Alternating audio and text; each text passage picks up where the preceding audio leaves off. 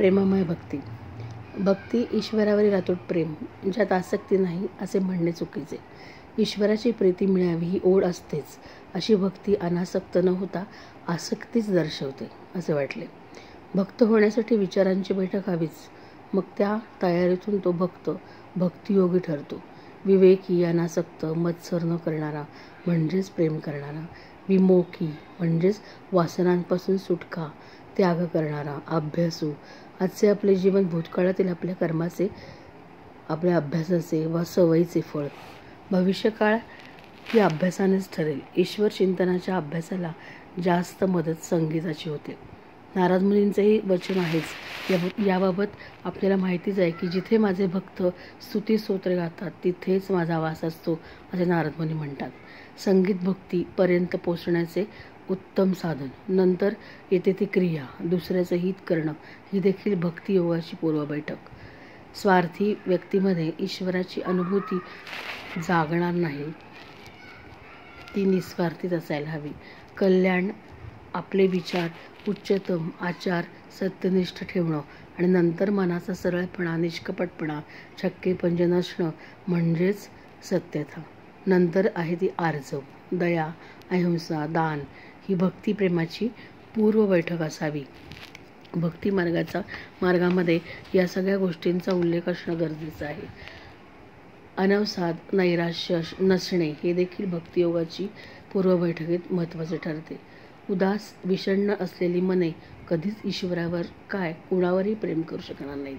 आनंदी, हसरी प्रार्थना ईश्वर प्रेमाला साथ घालते. भक्ती म्हणजे ईश्वरावरील प्रेमभावनाच. मन शांत स्थिर करणं, यात अश्रू आणि हास्य ही जणू काही दोन्ही भावंडच आहेत. त्यांचा समतोल साधता येणं, अतिरेक न करता समत्व पाहणं, अतिरिक्तची प्रतिक्रिया ठरलेली असतेच हेही आपल्याला माहिती आहे. ही सर्व साधनं भक्तीसाठी पूर्वपीठिका ठरतात. मग भक्ती म्हणजे काय? तर भक्ती ही प्रेमभावना ईश्वर प्रतीची. त्यात भावना असते व्याकुळतेची. भक्तीची पहिली पायरी ही व्याकुळता. ती तिथेच प्रेमाचा झरा वाहू लागेल. मग मनुष्याने ईश्वरावर प्रेम का करावे असाही प्रश्न पडेल. याचंच उत्तर मिळवण्यासाठी ही प्रेमभावना व्यक्त करण्याचा खटाटो. प्रेमाच्या विविध अवस्था पाहावयास मिळतात. प्रथम आपल्याला काय वाटते हे महत्त्वाचे.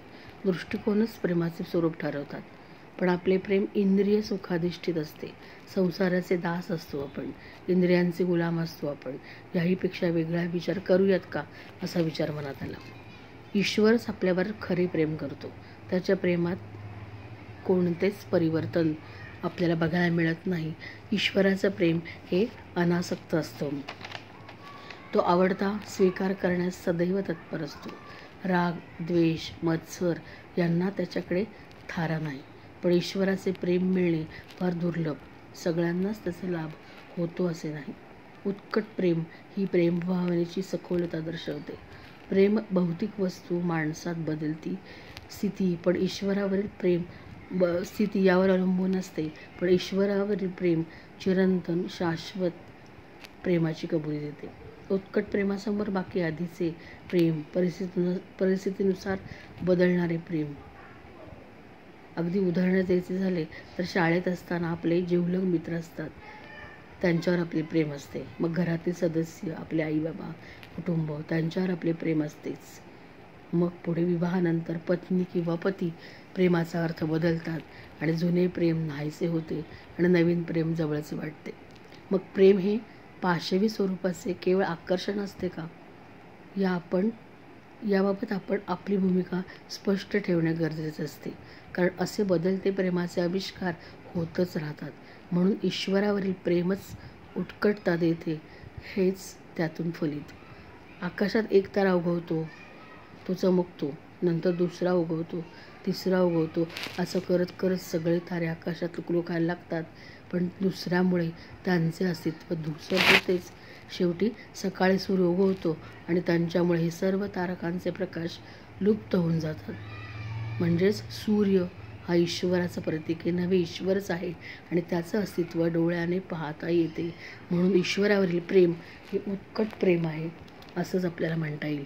म्हणजे खरं प्रेम हे परमेश्वरावर आपण करावं असा सांगण्याचा थोडासा प्रयत्न मी करते असं वाटतही असेल, पण ते तुमचे तुम्ही करू शकता. बाकी सगळे प्रेमाविष्कार होतच असतात, संदर्भ बदलणारे, सोयीनुसार, परिस्थितीनुसार. मला काय म्हणायचं आहे तुम्हाला कळले असेलच. आपण स्वतःला ओळखायला हवे. इंद्रिय प्रेमापेक्षाही उच्च असे काही आहे. आपण एक आत्मा आहोत. आत्म्याचे सामर्थ्य प्रेमातूनच प्राप्त होते. स्वतःचे स्वतःवर प्रेम करणं म्हणजेच ईश्वरावर प्रेम करण्यासारखे आहे. सध्या जडवादी जगामध्ये आपल्याला अशा जडाचे सहाय्य घ्यावेच लागते. यातून उन्नत होत आत्मवादी बनावे लागते. ईश्वर हेच परमसत्य आहे हे आपण जाणतो. मग यंत्रवत आयुष्य जगताना ईश्वराचा विसर पडतो आणि एक दिवस वेळ येते जाण्याची, परत कधीही न येण्यासाठी. ईश्वरच परमसत्य हे जाण्याची वेळ, परमसत्य हे आपण मानायला हवे. ही जाण्याची वेळ आपण दवडलेली असते. आपल्याला विशेष प्रिय असलेल्या व्यक्तींची साथ सोडली जाते तेव्हा आपण जागे होतो आणि आपल्या अंतरात्म्याचा आवाज येतो. पुढे कसे काय या प्रश्नाचं उत्तर देताना मात्र आपण पुन्हा भूतकाळाकडेच वळतो. पण भूतकाळ, भविष्य आणि वर्तमान या तिन्हीवरही आपला अधिकार कधीच नसतो. हे जे जाणतो तोच ईश्वरावर प्रेम करतो. प्रेम हे अनासक्त असेल तरच ते उत्कट भाव निर्माण करते, नाहीतर निरर्थक गोष्टींच्या मागे लागत इंद्रिय वासनांना कवटाळून बसते. भक्ती हा धर्म आहे आणि भक्ती म्हणजे हात जोडणे, साष्टांग नमस्कार घालणं. इथपर्यंत ते धार्मिक भक्तियुक्त होऊ इथपर्यंत ही सर्व धार्मिक भक्तियुक्त विधाने आपल्याला म्हणता येतील. पण धर्मप्रवण होणे, हे धर्म भक्तियुक्त असणे त्याच्यापेक्षा खरंच खूपच अवघड आहे. पण धर्म म्हणजे काय तर एखाद्या गोष्टीवर आपलं असणारं प्रेम. मग ते ईश्वरावर असेल तर तो आपला ईश्वर धर्म आहे. मग आपल्याला ईश्वर हवा आहे का असा प्रश्न रोज स्वतःलाच विचारायला हवा. तर प्रेमभावना ईश्वराप्रतीची दृढ होईल. प्रेमाची उत्कटता ईश्वरावरील प्रीतीनेच सिद्ध होते. प्रेम परस्परावलंबी एकाने दुसऱ्यावर केले तर दुसरी पहिलीवर करेल, हा साधा नियम. जसे प्रेमळ पती विहाराने व्याकुळ होते, त्यात ती आपल्या पतीचे चिंतन करते, त्याच भावनेने ईश्वराचे चिंतन केले तर प्रेमभक्ती प्राप्त होते. प्रेमाच्या एखाद्या शब्दानेही आपण व्याकुळ होतो. ही व्याकुळता निर्माण झाली तर भक्तीत प्रीती गवसली, ईश्वराच्या प्रेमाची साक्ष मिळाली असे होईल. भक्ती हाच आदर्श आहे आणि हे ध्येय प्रेमभावनेने गाठता येणं हेच ईश्वर प्राप्तीचे, प्रेमभावनेचे मूळ आहे. भक्तीतून ही प्रेम साधणे हा देखील योगच, भक्ती प्रेम योग असं म्हणूयात. स्वतःवरील आदर्श प्रेमाचा आधार घेत ईश्वरापर्यंतचं अंतर पार करून ईश्वराच्या उत्कट प्रेमास पात्र ठरण्याचा यशस्वी मार्ग म्हणजे भगवद्गीता. या गीतेचा वास मनात साठवून चला प्रेममयी ईश्वराचे सखा बनूयात.